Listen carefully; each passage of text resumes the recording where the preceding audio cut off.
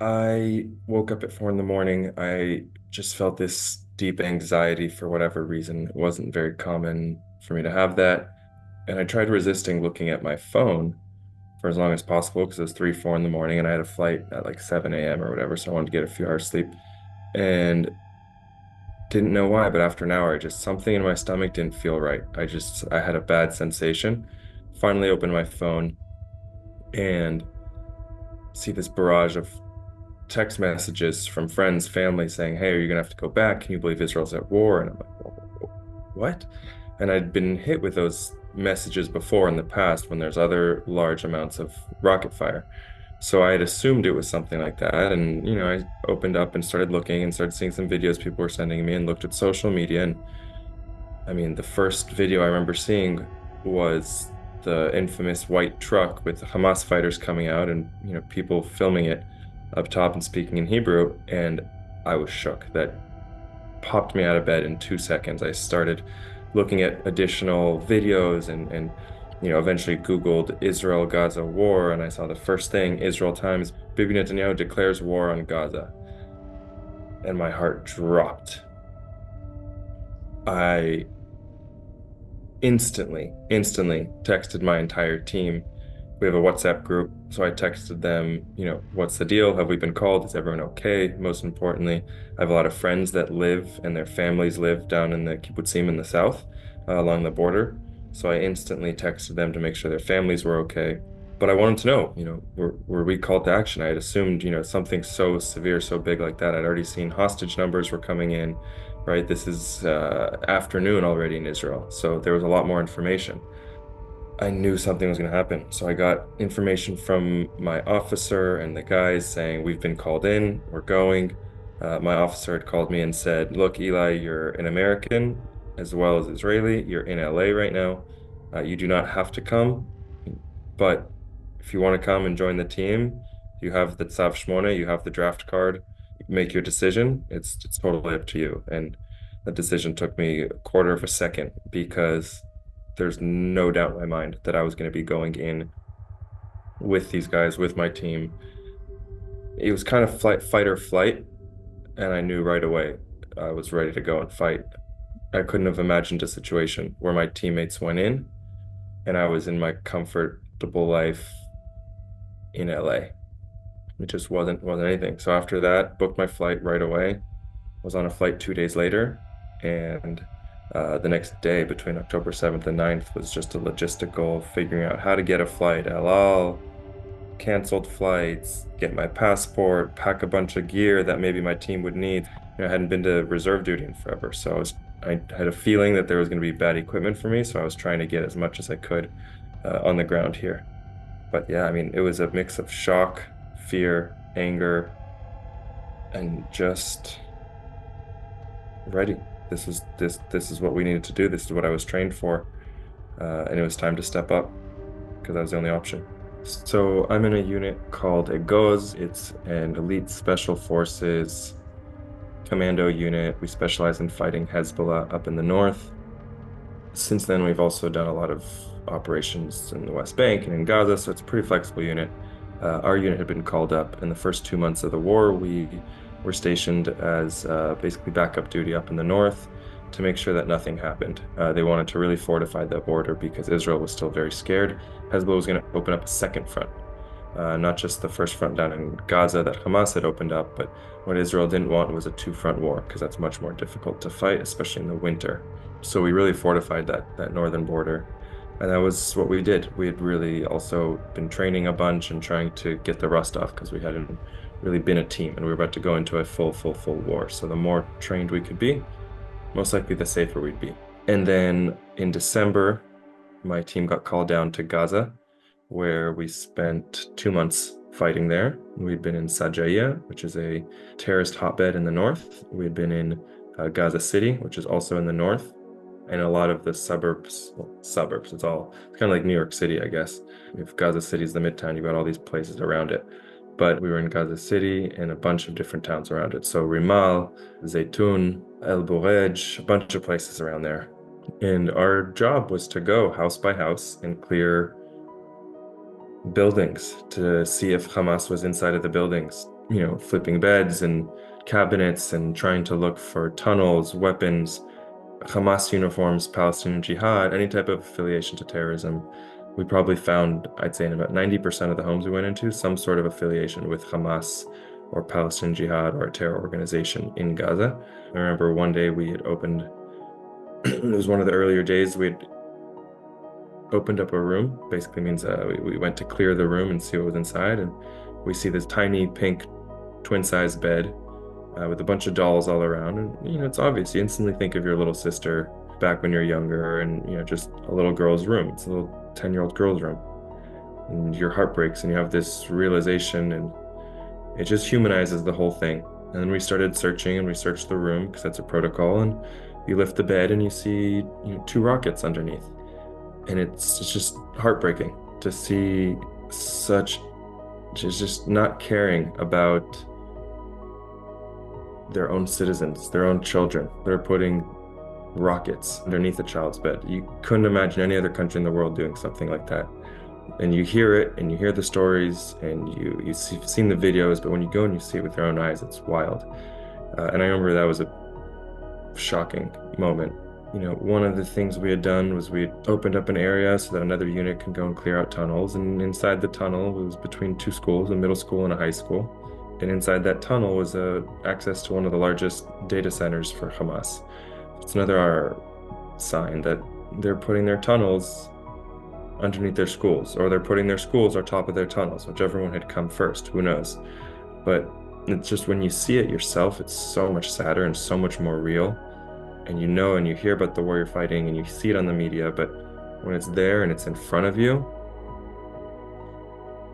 we didn't want that data center to be there. We wanted it to be like, okay, it's a tunnel, or maybe there's not even going to be a tunnel, but we were hoping it wouldn't be there because it wouldn't have had that direct connection to the school and the kids.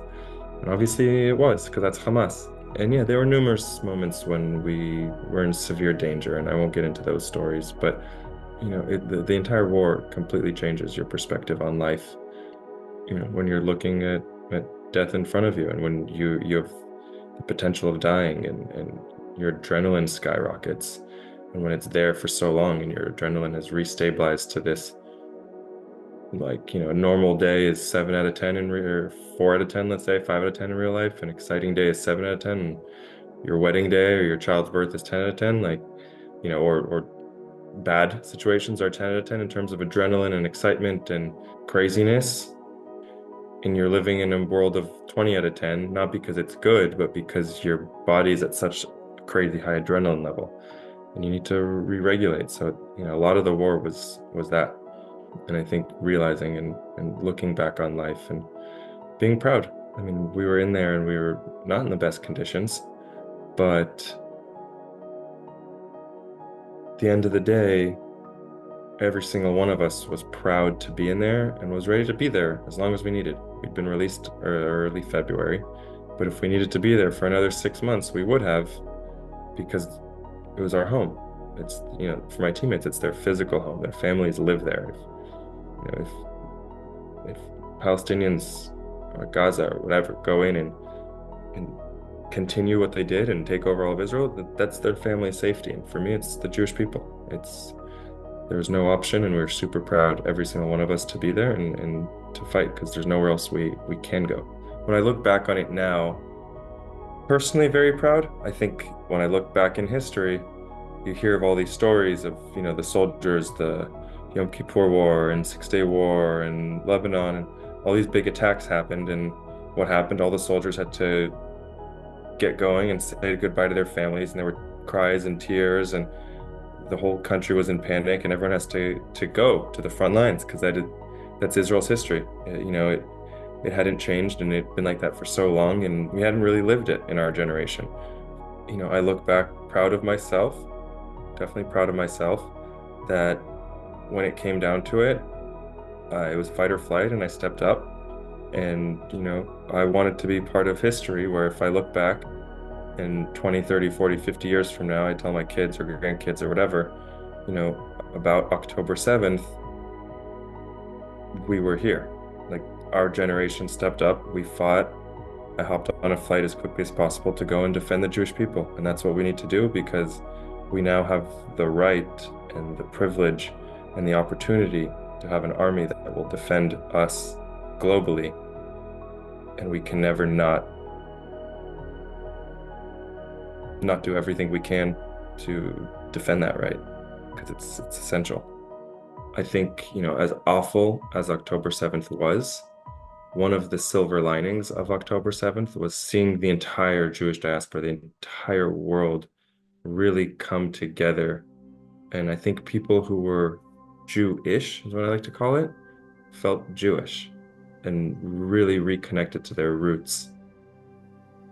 And what I like to say is I physically got on a flight and reported for duty and put on a uniform on October 7th, but every single Jew in the world, or almost every Jew in the world, stepped up and reported for duty in their own way. I mean, you had moms turning into arms dealers, basically, and getting bulletproof vests and helmets, and the whole Jewish world stepped up to get money together from all corners of the world. And when I showed up in Israel physically,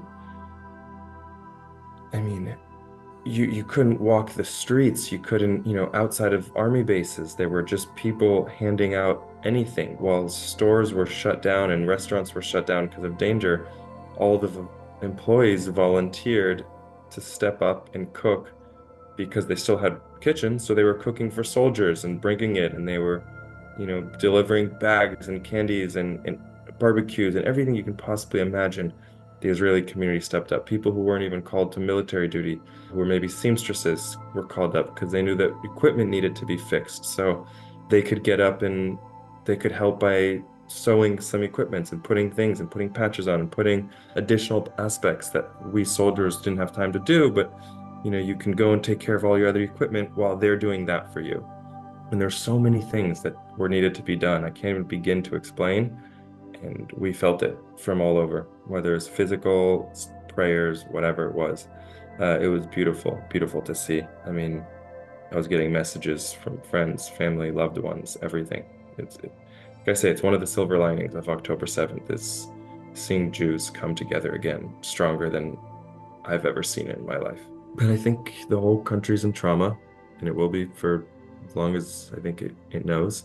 It's a major just rupture in the country, and it's going to be very hard to heal, both for us and everyone in Gaza.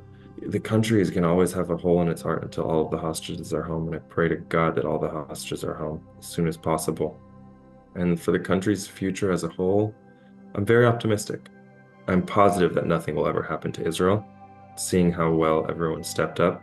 No matter what, Israel will be there and will exist. The world will support us. The Jewish people will support themselves. So I'm very optimistic about Israel's future as a whole. All I know is I'm going to be here helping and supporting however I can.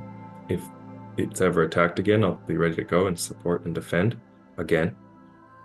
And that's what I can do. And otherwise, I can just be a good Jewish person and I can advocate for Israel and I can advocate for the Jewish people and I can live my life and I can help Israelis and I can do all of that because as long as the Jewish people are tight and close and supporting each other, we're going to be fine.